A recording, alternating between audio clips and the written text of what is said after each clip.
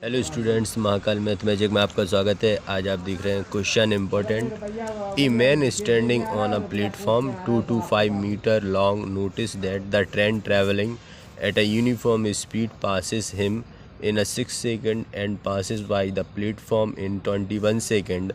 Find the length of the train and the speed of the train. तो इस question में हमको क्या करना है, लेंथ ऑफ द ट्रेन और स्पीड ऑफ द ट्रेन निकालना है। सबसे पहले हम कॉन्सेप्ट को समझेंगे।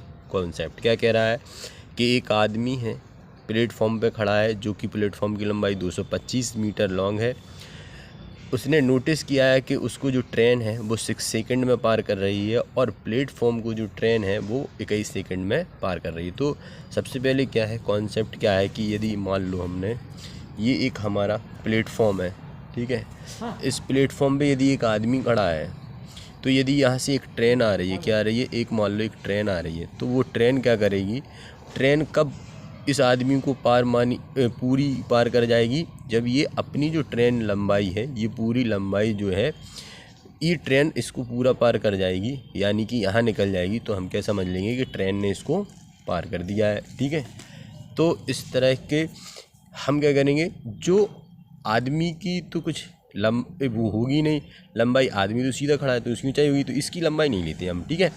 पहला कॉन्सेप्ट क्या कह रहा है, जब ट्रेन किसी आदमी के सापेक्ष यानी इसे पार कर रही है तो सिर्फ ट्रेन की लंबाई को लेंगे, ठीक है।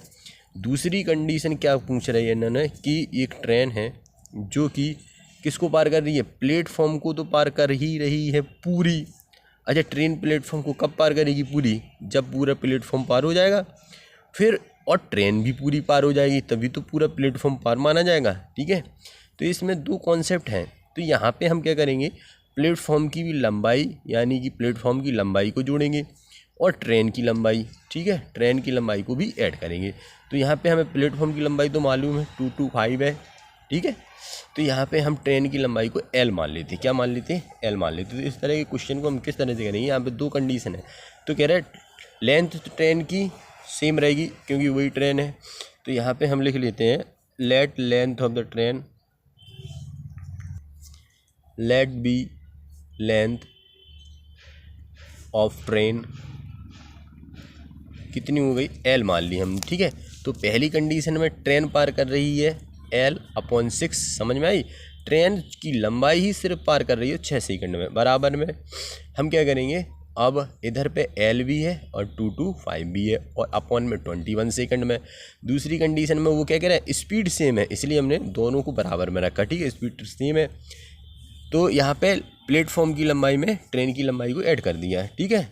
फिर मल्टीप्लाई कर दो तो 21L = 6L प्लस की 2 to 5। अच्छा, अब 6 का इसमें भी मल्टीप्लाई होगा, अपना 6 का इसमें भी मल्टीप्लाई होगा, तो 21L = 6L प्लस के 1350 आ जाएगा। इस साइड जाएंगे 15L हो जाएगा 1350।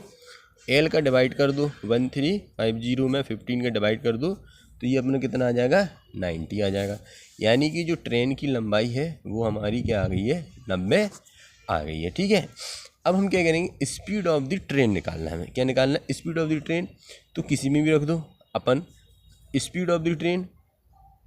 दूसरी बात, स्पीड ऑफ द ट्रेन क्या आ जाएगी, स्पीड ऑफ द ट्रेन 90 में 90 आई लेंथ और 6 का डिवाइड कर दो तो 15 मीटर पर सेकंड में अपनी ट्रेन की जो स्पीड आ गई। अगर हमें किलोमीटर में चेंज करना है तो कैसे करते हैं, अपन डिवाइड कर देंगे 18/5 का, तो 5 तिया 15, 18 छत्तीस 54 किलोमीटर पर आवर में इसका ये आंसर आ जाएगा। ओके, तो आई होप बच्चों आपको ये अच्छे से समझ में आया होगा, ठीक है। Thank you. चैनल को लाइक और सब्सक्राइब भी करें।